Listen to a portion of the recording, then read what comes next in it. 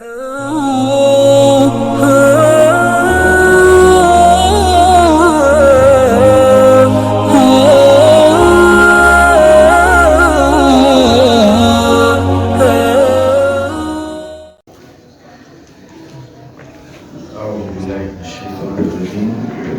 الله الرحمن الرحيم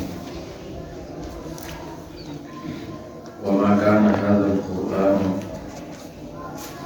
اور نہیں ہے یہ قرآن ان یفترا گڑھا ہوا جھوٹ سے بنایا ہوا من دون اللہ اللہ کے علاوہ کی طرف سے یعنی وہ کہو غیر اللہ کی طرف سے ولیکن تصدیق الذی لیکن یہ تصدیق ہے اس کتاب کی بین یدیہ جو اس سے آگے ہے وتفصیل الکتاب اور تفصیل ہے ضروری احکامات کی لا ریب فیہ اس میں کوئی شک نہیں ہے من رب العالمین رب العالمین کی طرف سے ہے ام یقولون کیا یہ کہتے ہیں افتراہ اس کو اپنی طرف سے بنایا ہے قل آپ کہہ دیجئے فَأْتُوا پس تم بنا لاؤ بِسُورَةٍ کوئی ایک صورت مثلی ہی اس جیسی وَادْعُوا اور بلا لو مَنِ اسْتَطَعْتُمْ جن کی تم طاقت رکھ سکے مِن دُونِ اللَّهِ اللہ کے علاوہ ان کنتم صادقین اگر تم سچے ہو اپنے اس دعوے میں بل کذبوا نہیں بلکہ جھٹلایا انہوں نے بما اس چیز کو لم یحیطوا کہ احاطہ نہیں کر سکے بعلمہ اس کے علم کا ولما یأتہم اور ابھی تک نہیں آیا ان کے پاس تأویلہ اس کا انجام کذالک اسی طرح کذب الذین جھٹلایا ان لوگوں نے من قبلہم جو ان سے پہلے گزرے فانظر تو آپ دیکھیے کیف کان عاقبۃ الظالمین کس طرح انجام ہوا ظالموں کا ومنہم اور ان میں سے من وہ بھی ہیں یؤمن بہ جو اس پر ایمان رکھے ومنہم اور ان میں سے من وہ بھی ہے لا یؤمن بہ جس پر ایمان نہیں لائے جو اس پر ایمان نہیں لاتے وَرَبُّكَ أَعْلَمُ بِالْمُفْسِدِينَ اور تیرا رب خوب جانتا ہے فساد کرنے والوں کو ان آیات میں صداقت قرآن کا ذکر ہے قرآن کریم کی صداقت قرآن پاک کے مضامین میں سے اور خلاصے میں سے یہ ایک مستقل مضمون ہے صداقت قرآن جس پر جگہ جگہ اور خصوصاً مکی صورتوں میں اللہ تبارک و تعالی دلائل قائم کرتے ہیں صداقت قرآن پر قرآن کریم کی صداقت پر مشرکین مکہ کا جو بنیادی شعبہ تھا وہ یہی تھا کہ اس کتاب کو اس آدمی نے اپنی طرف سے بنایا ہے قرآن کریم اس کا اپنا کلام ہے یہ اللہ جل شانہ کی کتاب نہیں ہے اگر یہ اللہ کی کتاب ہو اور یہ آدمی اللہ کا نبی ہو تو ہم کیوں انکار کریں تو اللہ تبارک و تعالی نے ان کے اس شعبے کا ہمیشہ یہی جواب دیا ہے کہ جب یہ آدمی اپنی طرف سے بنا سکتا ہے تو تم کیوں نہیں بنا سکتے تم بھی بنا لو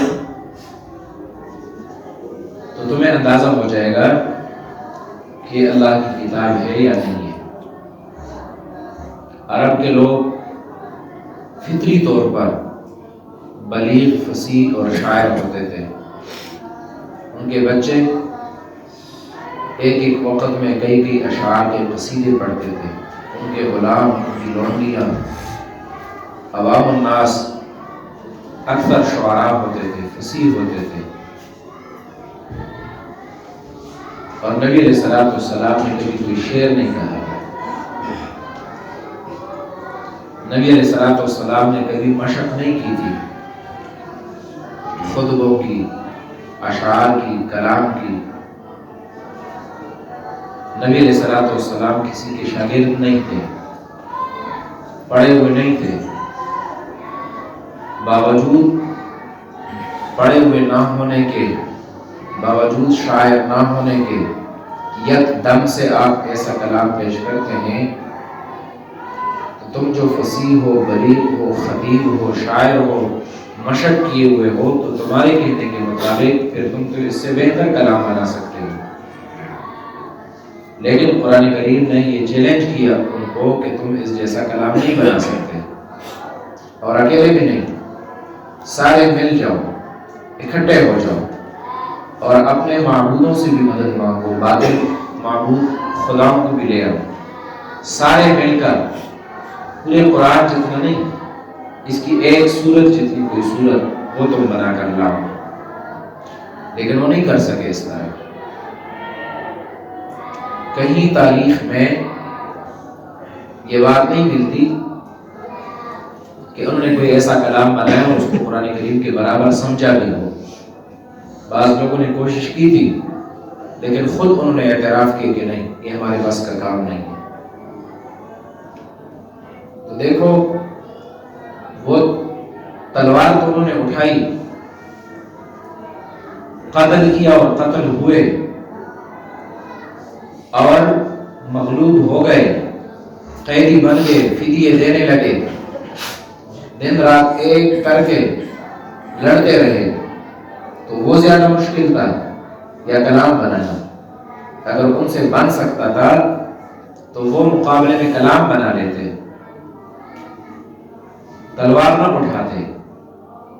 لیکن کلام ان سے بن نہیں سکتا تھا، قرآن کریم کا مقابلہ وہ کر نہیں سکتے تھے۔ یہ اللہ جل جلالہ کی الہامی کتاب ہے، وحی کی کتاب ہے، کوئی آدمی اس کا مقابلہ نہیں کر سکتا۔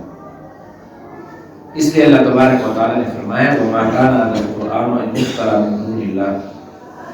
أَن يُفْتَرَىٰ مصدری معنی کرو اس کا، نہیں ہے یہ قرآن گڑا ہوا، بنایا ہوا، من دون اللہ، اللہ کے علاوہ کی طرف سے، وَلَٰكِن تَصْدِيقَ الَّذِي بَيْنَ يَدَيْهِ، لیکن یہ تصدیق کرتا ہے، تصدیق اس کتاب کی جو اس سے پہلے ہے۔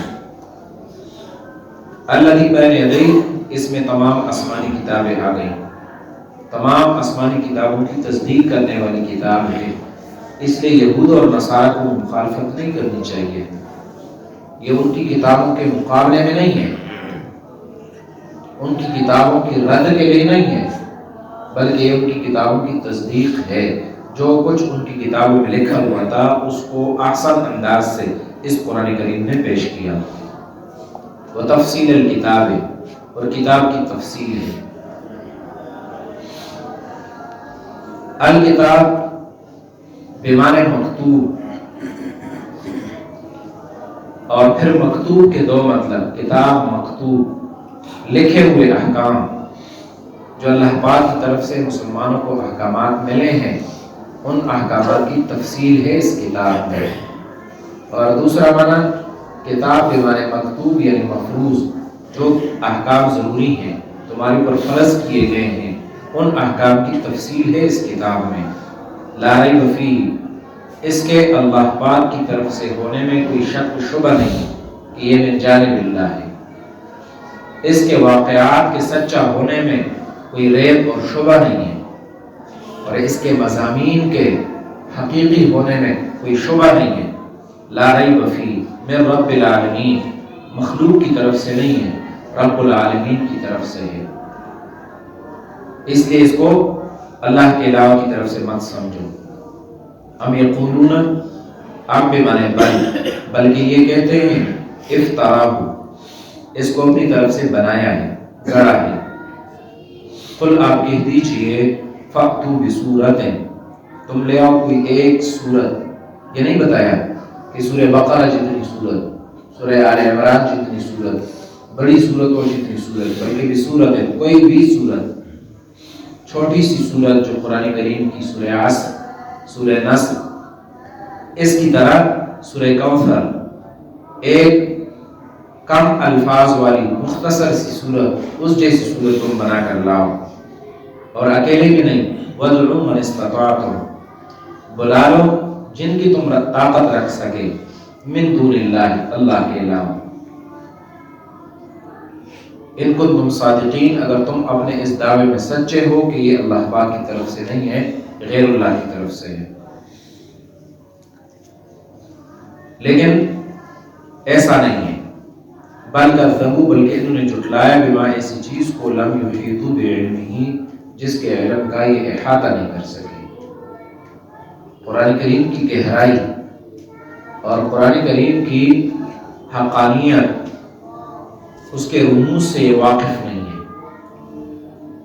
اگر یہ اس کو دیکھ لیتے کہ قرآن کریم کا علم کون سا علم ہے تو ان کو پتہ چل جاتا۔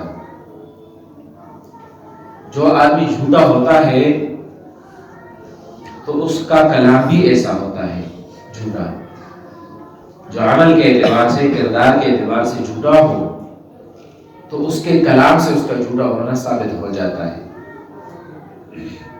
اور دنیا میں کوئی آدمی بڑا ہونے کا دعویٰ کرتا ہے کہ میں لوگوں کا بڑا ہوں اور مجھے سرداری مل جائے، مجھے دنیا میں عزت مل جائے، شہرت مل جائے،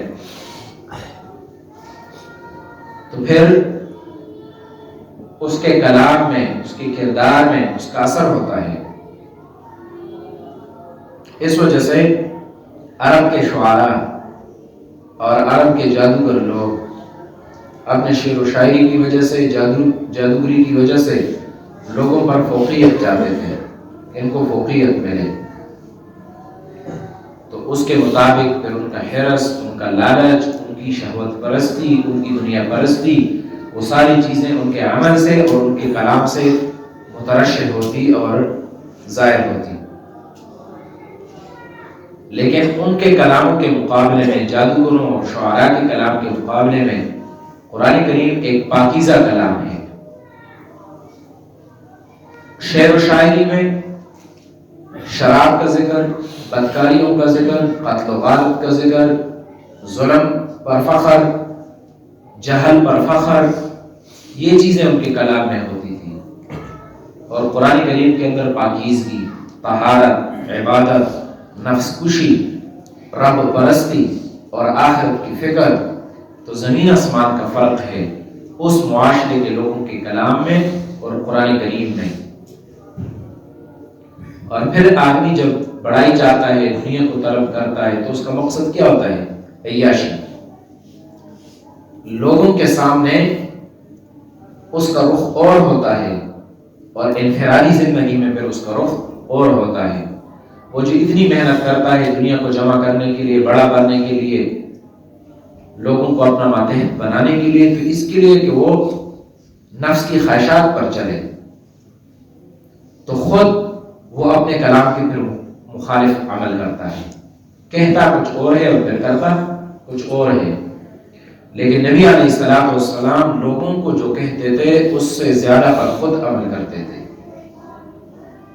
اگر لوگوں کو فرض نماز کی ترغیب، 5 نمازوں کی ترغیب دیتے تھے، تو خود تہجد کی نماز فرض کے درجے میں پڑھتے تھے۔ لوگوں کو کہتے تھے کہ مسلسل روزے نہ رکھو، خود مسلسل روزے رکھتے تھے۔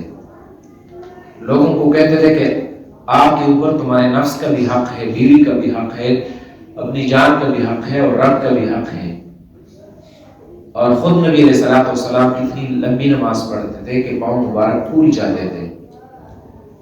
تو اگر آپ نے دنیا جمع کرنی ہوتی اور دنیا کی شہرت، دنیا کی چیزیں حاصل کرنی ہوتی تو آپ اپنے آپ کو اتنا کیوں کھپاتے؟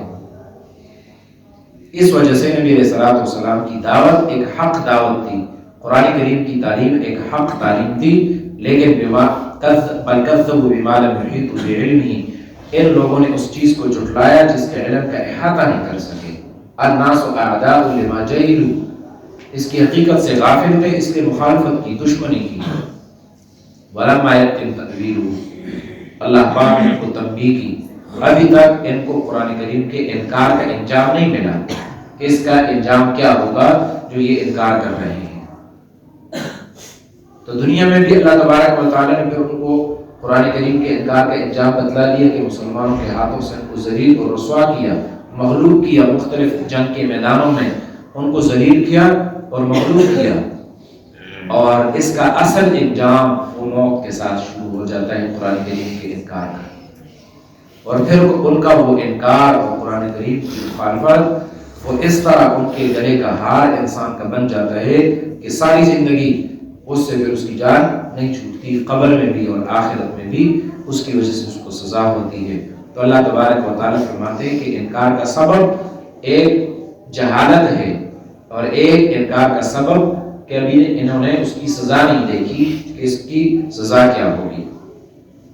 كذلك كذب الذين من قبلهم، اس طرح جھٹلایا ان لوگوں نے بھی جن سے پہلے گزرے تھے۔ گزشتہ قوموں نے بھی اپنے نبیوں کو برا بھلا کہا اور ان کی کتابوں کو، ان کی تعلیمات کو جھٹلایا، تو انہوں نے بھی ایسا کیا۔ نبی علیہ السلام کو تسلی بھی ہے اور ان کے لیے تنبیہ بھی ہے۔ فانظر کیف کان عاقبۃ الظالمین، دیکھو ان گزشتہ ظالم کو کیا انجام ہوا، تو جو انجام انکار اور تکذیب کی وجہ سے ان کا ہوا وہی انجام ان کا ہوگا۔ وَمِنْهُمْ مَنْ يُؤْمِنُ بِهِ وَمِنْهُمْ مَنْ لَا يُؤْمِنُ بِهِ، سب ایک جیسے نہیں ہیں، کوئی ان میں سے ایمان لانے والا ہے اور کوئی ایمان نہیں لانے والا۔ جہاں اللہ تبارک و تعالیٰ نے ان لوگوں کی مذمت فرمائی جو ایمان نہیں لانے والے تھے، انکار کرنے والے تھے، تو ان کو بھی ذکر کیا جو مکہ والوں میں سے ایمان لانے والے تھے۔ وَرَبُّكَ أَعْلَمُ بِالْمُفْسِدِينَ، اور تیرا فساد کرنے والوں کو خوب جانتا ہے کہ کون فساد کرنے والے ہیں۔ قرآن کریم کا انکار یہ فساد کے لیے ہوتا ہے۔ قرآن کریم دنیا میں امن قائم کرنا چاہتا ہے اور پاکیزہ معاشرہ قائم کرنا چاہتا ہے۔ جو آدمی قرآن کریم کے احکام کا انکار کرتا ہے تو اس کا مقصد یہ کہ دنیا میں فساد قائم رہے، اور جو ان کی نفس پرستی وہ دنیا میں قائم رہے۔ جاؤ تشریف لے جاؤ۔